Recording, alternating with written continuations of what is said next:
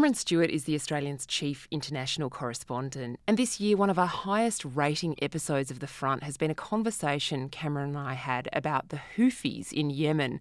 Cam, it felt at the time like a bit of a niche subject that we kind of needed to explain. I needed to understand it better, and you stepped up to to talk me through it. It's amazing to me how much it resonated around the world. That episode has had huge traffic, both on Apple Podcasts, on Spotify and on YouTube. It's clearly a conflict or a situation in Yemen that the world wants to understand. But let's just talk a little bit about who the Houthis are. Their motto is, God is great, death to America, death to Israel, curse on the Jews, victory to Islam. It's a pretty unequivocal slogan, isn't it? Yes, they're not big on subtlety, the Houthis. I think people are fascinated, Claire, because there was so much focus. Obviously on Gaza, where so much of the fighting was, but also on Lebanon with Hezbollah, and a lot of interest in the Iran and the attacks on the nuclear facilities. But the Houthis were there as a big part of this broader Middle Eastern conflict since October 7. And they're a very unusual group because, firstly, they can't be subjugated in the way that Hezbollah was and Hamas has been, and even Iran to a degree has been. The Houthis were born as a sort of guerrilla-style army, if you like. They've got a Shiite background. The best way to see the conflict in Yemen is really Shiite versus Sunni, a classic Muslim divide. And the Houthis are the Shiite side of that. There's a slight minority in the country, but they're about 40-odd%. And this is the Shiites. And so they're a rebel group who was very upset and angry and had an uprising against the Sunni-controlled government, which is backed by Saudi Arabia. And so the Iranians backed the Houthis because they're Shiite, and the Saudis backed the standing government. And so really, in a way, the conflict in Yemen was a proxy conflict between Iran and Saudi Arabia. And the Houthis were backed by Iran and also by Lebanon. And they're an interesting group because they're a very decentralized guerrilla-style army. Its fighters, its weaponry, and its leaders move constantly. They're very battle-hardened. They've fought the civil war for about 20 years. I mean, it's been a disaster for the Yemeni people, Claire. I mean, very, very poor standard of living. It's a pretty brutal place to live. But the Houthis are battle-hardened. As I said, they've fought on and off for 2 decades. They win local support by portraying themselves as the hero of a holy war, fending off the great Satans of the US, Saudi Arabia, and Israel.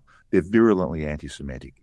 And they justify their current campaign against Israel as a show of solidarity for Palestinians in Gaza. They won a lot of popularity in the Muslim world, I think, Cam, by supporting Hamas, which of course is a Sunni organisation, so coming from the different side of Islam. It's a bit like the divide, I suppose, between Catholics and Protestants in Northern Ireland. But their way of supporting Hamas was a few different methods. One was firing on Israel, and the other was blocking shipping in the Red Sea. Why was that so important, and why did it have such an outsized impact on the world? Yeah, it really seized the world's attention just because the Red Sea is a massive source of maritime traffic. It's a critical link for world trade. And the Houthis are there. They control the northwestern part of Yemen, and that is right on the border of the Red Sea. So it's very easy for the Houthis to start attacking shipping.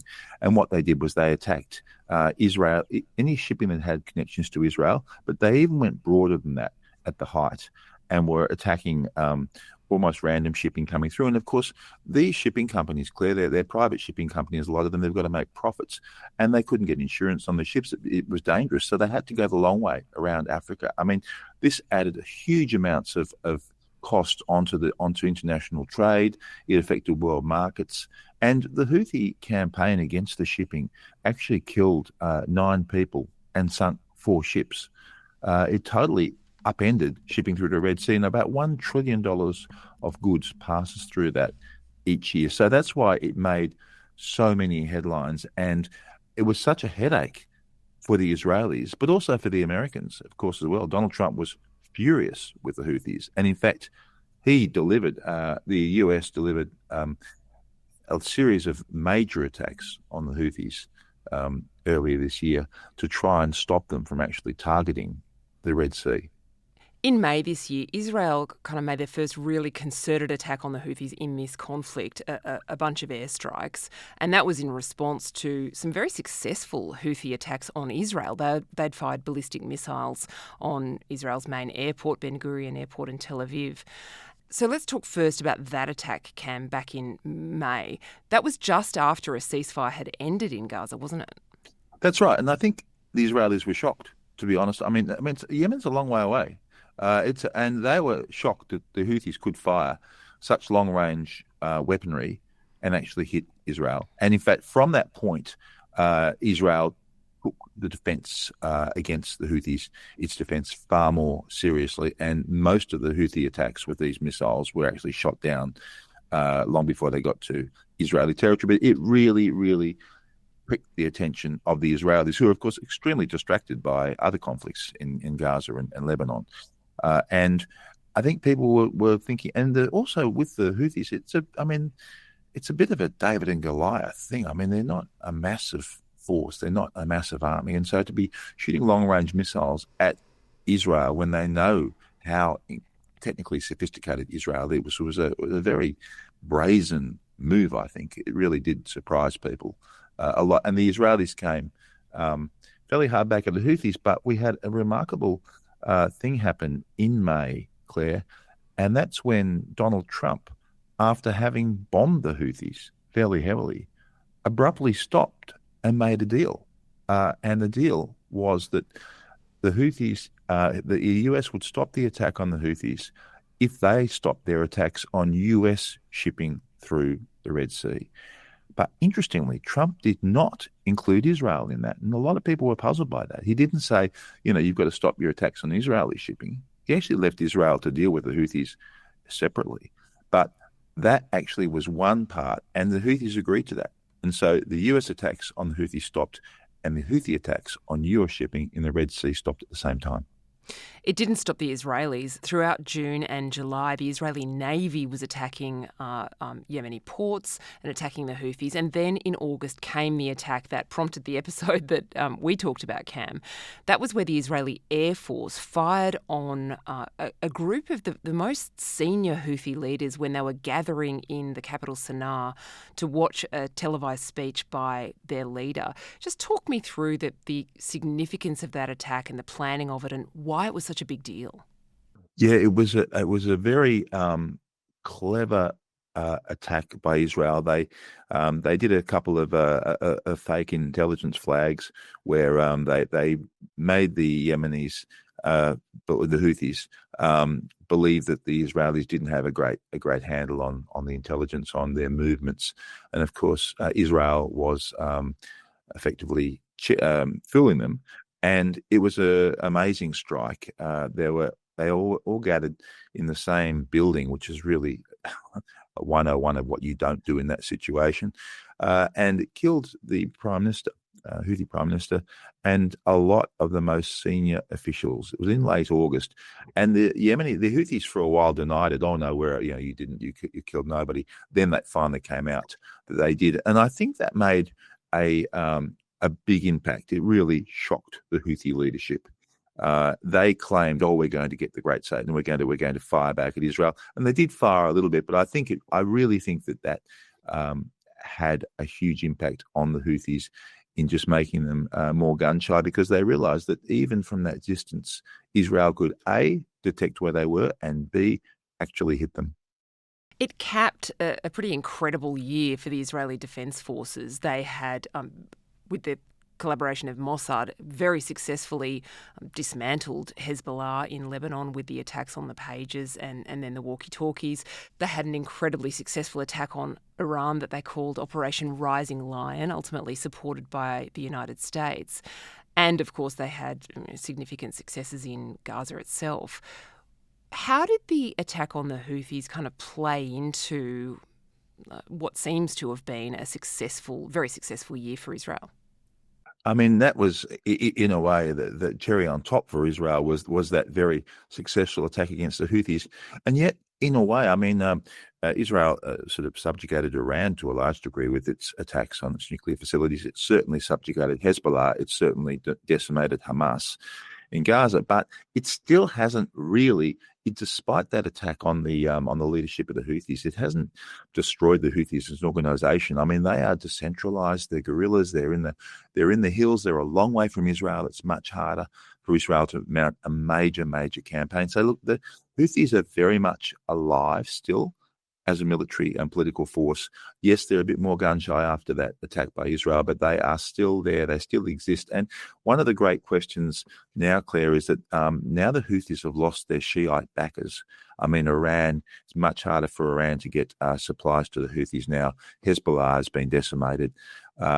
It's going to be much harder to get money and weapons from Lebanon and Iran to the Houthis. So I think there's a long-term question here of what sort of effect that eventually does have on the Houthis' ability to keep fighting their civil war. Because the civil war is still sort of a latent civil war that is still happening. And so, what will be the long-term prognosis of this? That's something we're going to have to wait and see.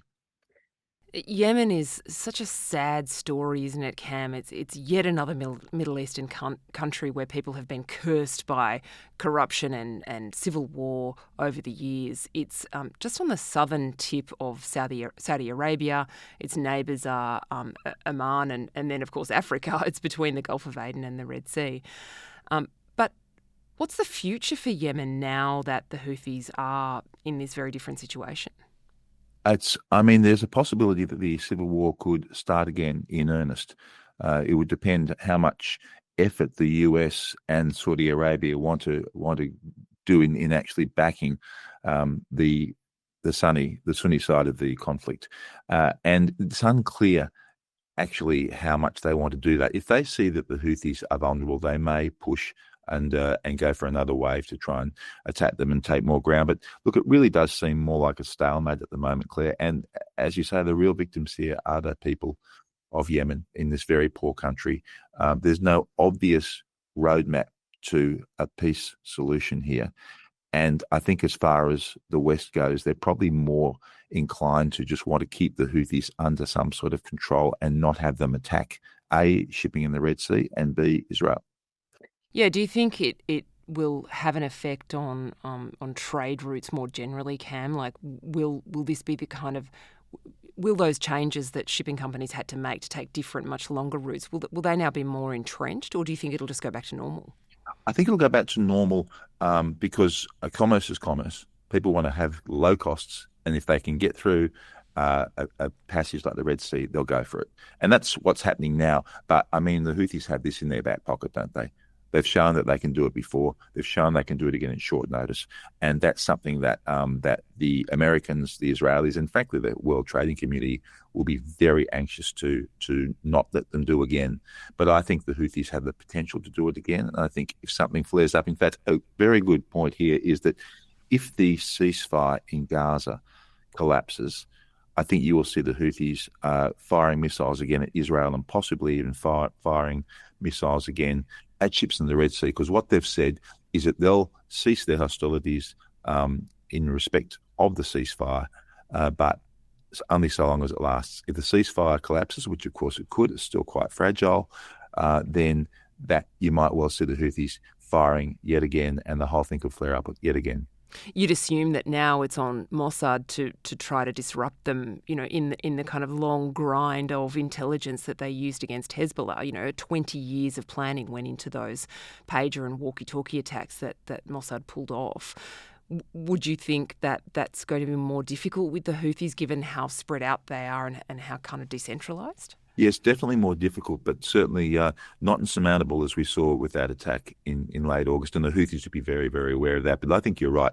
I think the Israelis realise they can't exactly eradicate the Houthis in the way they've almost done with Hezbollah and Hamas. It's going to be a long-term problem for them, and I think Mossad will be very much on the ball and will be lifted in their priority rankings on the whiteboards in the Mossad headquarters. I'd love to see those. Cameron Stewart is the Australian's chief international correspondent. Thanks, Cam. Thanks, Claire.